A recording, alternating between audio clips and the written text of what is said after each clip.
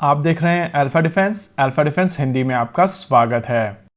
नमस्कार दोस्तों, मेरा नाम है सुबोध शर्मा और आप देख रहे हैं अल्फा डिफेंस। आज के इस वीडियो में हम लोग बात करने वाले हैं फ्लीट सपोर्ट शिप के बारे में। भारतीय नौसेना की रिक्वायरमेंट के लिए बनाए जाने वाले इन शिप्स का कंस्ट्रक्शन आने वाले कुछ समय के अंदर शुरू कर दिया जाएगा और इस रिक्वायरमेंट के लिए भारत सरकार की तरफ से 20,000 करोड़ रुपए अप्रूव कर दिए गए हैं। इस अप्रूवल के बाद में अब इन शिप्स का कंस्ट्रक्शन शुरू किया जा सकेगा और ये कंस्ट्रक्शन किया जाएगा विशाखापट्टनम में HSL द्वारा, यानी कि हिंदुस्तान शिपयार्ड लिमिटेड द्वारा। इससे पहले इसी रिक्वायरमेंट के लिए साउथ कोरिया के साथ में भारत ने एक अग्रीमेंट किया था, लेकिन साउथ कोरिया की शर्त थी कि ये शिप्स साउथ कोरिया में बनेंगे और इसी वजह से ये डील आगे नहीं बढ़ पाई थी। लेकिन उसके बाद भारत सरकार ने एक दूसरा टेंडर रिलीज किया था और इस रिक्वायरमेंट को एड्रेस करने के लिए कई कंपनी सामने आई थी। यहाँ पर जर्मनी, यूके और स्पेन को हराते हुए टर्किश फर्म सबसे आगे निकल कर आई थी।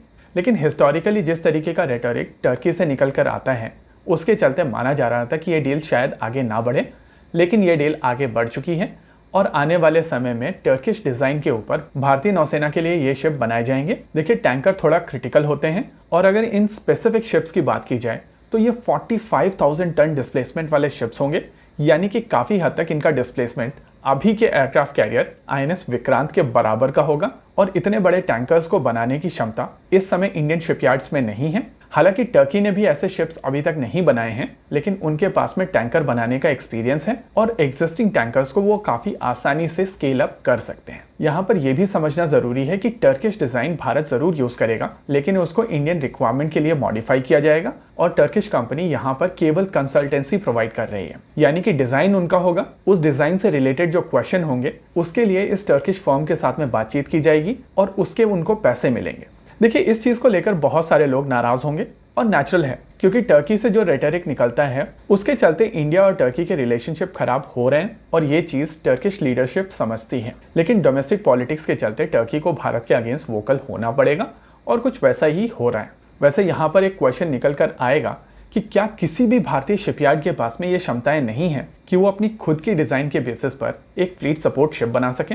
देखिए, कुछ समय पहले भारत में एक न्यूज निकली थी कि L&T यूके की फ्लीट सपोर्ट शिप रिक्वायरमेंट को एड्रेस करने के लिए शॉर्टलिस्ट किया गया है और आने वाले समय में उनको कॉन्ट्रैक्ट मिलेगा। लेकिन जब वो कॉन्ट्रैक्ट दिया गया तो वो टीम रेजोल्यूट को दिया गया था और इस टीम में BMT, HNW और नवांशा थे, यानी कि ये 77 मिलियन यूरोस की डील कहीं ना कहीं यूके ने अपने पास ही रखी है और L&T भले ही वहां पर एक कंटेंडर था, लेकिन ये डील उनको नहीं मिली है और ये रिक्वायरमेंट कंप्लीटली डिफरेंट थी। इस रिक्वायरमेंट के हिसाब से ऐसे शिप्स बनाए जाने थे जो सॉलिड मटेरियल को फ्लीट को जाकर सप्लाई कर सके, लेकिन भारत के केस में जिन शिप्स की हम लोग बात कर रहे हैं वो डिफरेंट शिप हैं। ये शिप फ्यूल भी कैरी करेंगे और जब फ्यूल कैरी करने की बात आती है तो शिप का डिजाइन थोड़ा डिफरेंट हो जाता है और वहां पर एक एडिशनल कॉम्प्लेक्सिटी ऐड हो जाती है। ऐसा नहीं है कि पास में भारत ने अपने खुद के ऑयलर्स नहीं बनाए हैं। देखिए, garden reach ship builders and engineers ने आदित्य क्लास का एक ऑयलर पहले बनाया है और ये ऑयलर बेसिकली दीपक क्लास का मॉडिफाइड वर्जन था और दीपक क्लास को इटालियन कंपनी फिनकेंटेरी की मदद से बनाया गया था। लेकिन जिन शिप्स के बारे में हम लोग यहाँ पर बात कर रहे हैं, यानी कि FSS क्लास के शिप,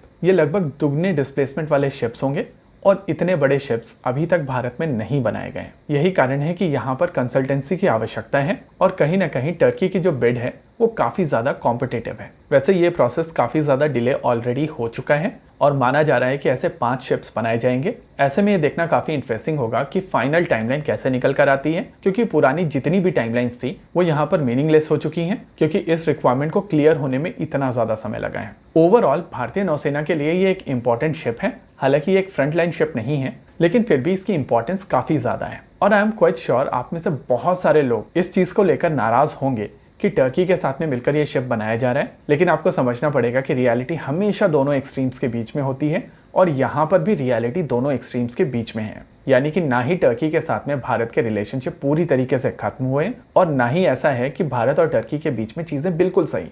रियलिटी कहीं बीच में है और भारत और टर्की चीजों को अपने हिसाब से मॉडिफाई करके नेगोशिएट करते हैं और उस हिसाब से डील करते हैं। यहाँ पर काफी हद तक एक प्रोफेशनल डीलिंग है और मेरे हिसाब से भारत सरकार ने इससे रिलेटेड सारी कंटिजेंसीज पहले ही सोची होंगी और उसके बाद ये डिसीजन लिया होगा। एनीवेज, ये डेवलपमेंट एक बड़ा डेवलपमेंट है। पॉजिटिव है कि नहीं, ये आप हमें कमेंट सेक्शन में बताइए। इसी के साथ आज के इस वीडियो में रखते हैं केवल इतना ही।